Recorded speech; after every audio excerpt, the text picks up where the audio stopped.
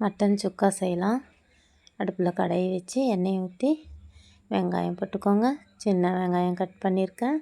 சின்ன வெங்காயம் போட்டு நல்லா வதக்குவோம். இந்த அளவுக்கு வதங்கின பிறகு தக்காளி போட்டு உப்பு போட்டு நல்லா மசிய வதக்கி விடுவோம். வதங்கின பிறகு 1½ டேபிள் ஸ்பூன் இஞ்சி பூண்டு பேஸ்ட்டு போடுங்க. அதோட பச்சை வாடை போகிற அளவுக்கு நல்லா வதக்குங்க. வதங்கின பிறகு 1 டேபிள் ஸ்பூன் மிளகாய்த்தூள், 1/4 டீஸ்பூன் மஞ்சள்தூள், 1/4 டீஸ்பூன் கரம் மசாலா தூளையும் போட்டு எண்ணெயில் நல்லா வதக்குங்க. இது எண்ணெயில் வதங்கினா நல்லாயிருக்கும். 1/4 கிலோ மட்டன் எடுத்திருக்கேன். அது குக்கரில் போட்டு வேக வச்சுருக்கேன். அதையும் போட்டு நல்லா வதக்கி 1½ டேபிள் ஸ்பூன் கொத்தமல்லி தூள் போட்டு வதக்கி வேக வச்ச மட்டனோட தண்ணியை ஊற்றி கொஞ்சம் நேரம் கொதிக்க விடுங்க.